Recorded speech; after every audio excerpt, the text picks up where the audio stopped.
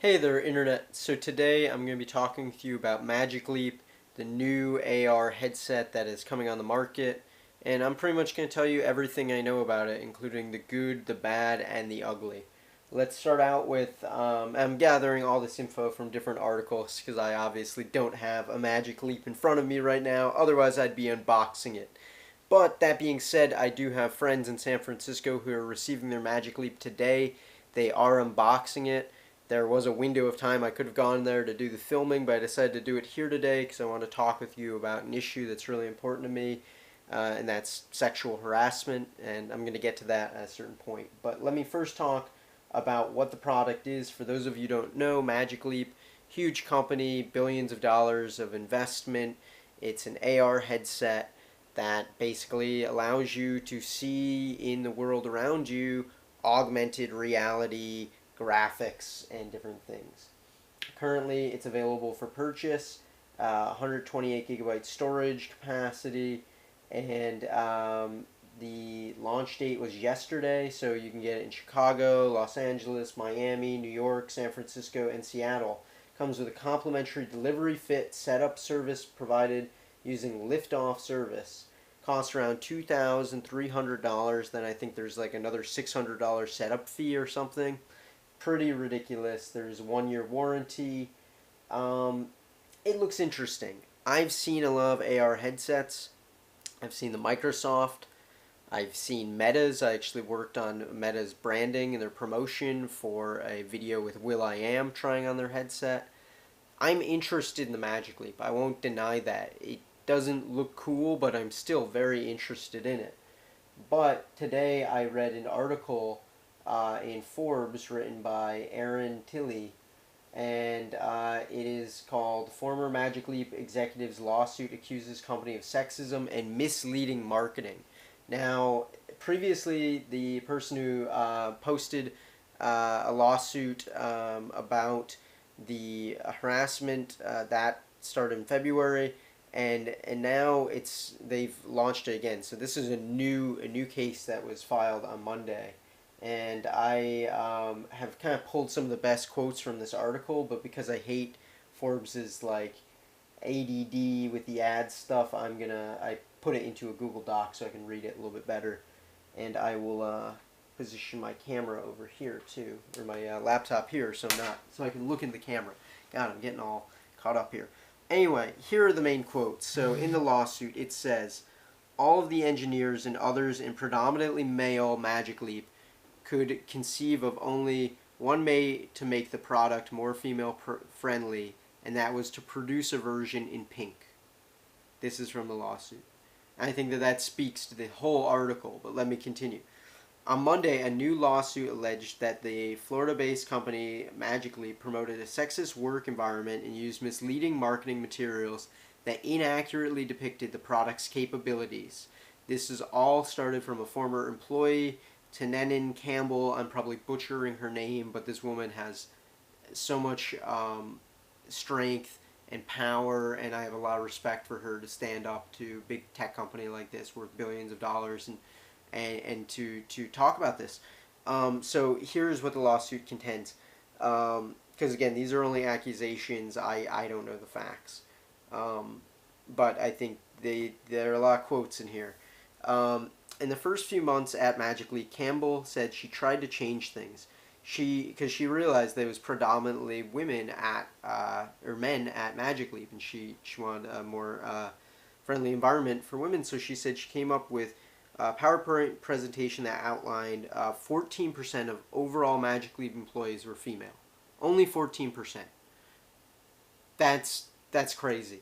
You look at most big tech companies, Google, Facebook, Apple, that number is different. So 14%, that automatically should raise some eyebrows. And then they found that 3% of the engineering staff were female. So that, upsetting, but a little bit more, Anyway, she offered proposals encouraged more female inclusion in short term, like recruiting from colleges with high numbers of female engineers, etc. And I guess these were shot down ideas. Eventually, the CEO of Magic Leap, whose name I'm going to butcher as well, Abovitz said, let's put together a female brain trust, and they called it the FBI. And basically they said, that way we can make Magic Leap a product with design and content developed with women in mind. Okay, keep that in mind, the women in mind part. First meeting, May 18th, 2016. Presented a prototype with a power supply. They implemented a belt pack and recommended not having the headset connected in the back of the head to make it easier for people to wear with long hair or ponytails. Something that, by the way, Oculus and HTC have both done with their headsets. They're trying to make them a lot more female friendly with hair and just people with long hair in general. I think it's a smart idea. So they had this idea May 2016. The group made inroads, and none of the proposals. The group made no inroads, and none of the proposals made it into the design process. The group was pure window dressing. Quotes. The lawsuit alleged. And later, Abovitz and other men stopped showing up to the meetings. So I think that speaks to how they're being perceived. It continues on. One day they had a call with ad agency, and Magic Leap Chief Financial Officer Scott Henry said, I'm sitting, and this is in quotes, I'm sitting here between two beautiful ladies. They're not going to want to put a big ugly device over their pretty faces.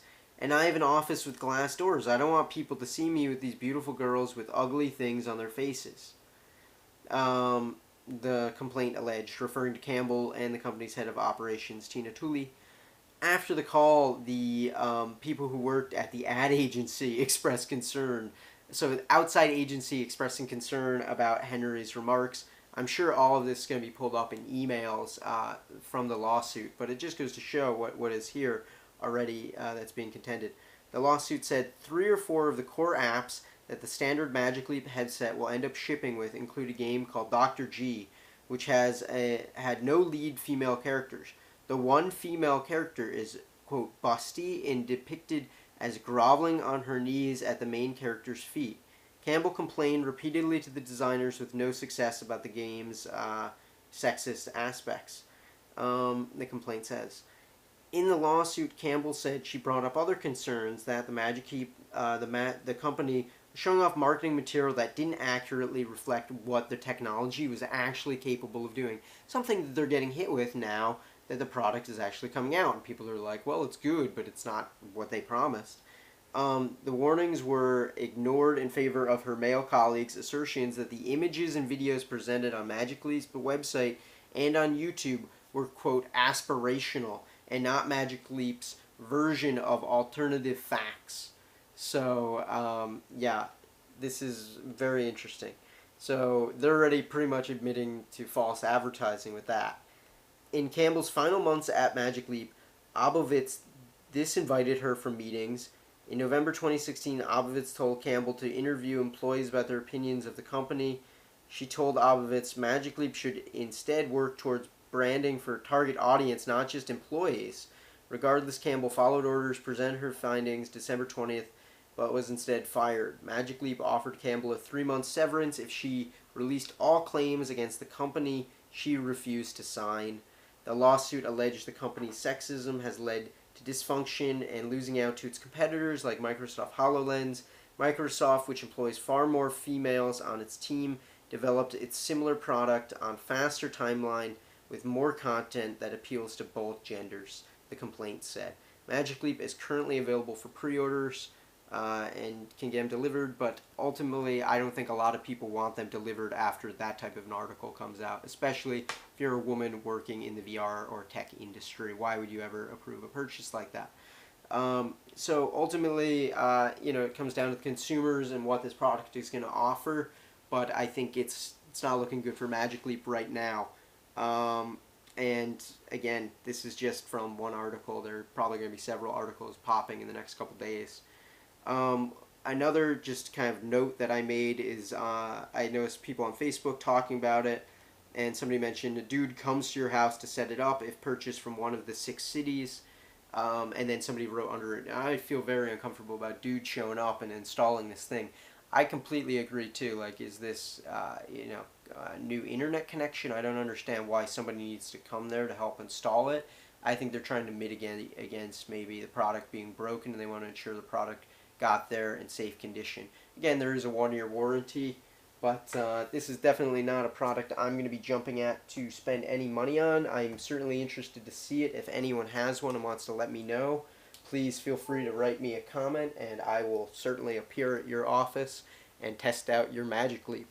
But that being said, I think that this certainly speaks to the issues and concerns that a lot of people have right now in regards to sexual harassment in the workplace and sexism in general, and trying to make just fair standards.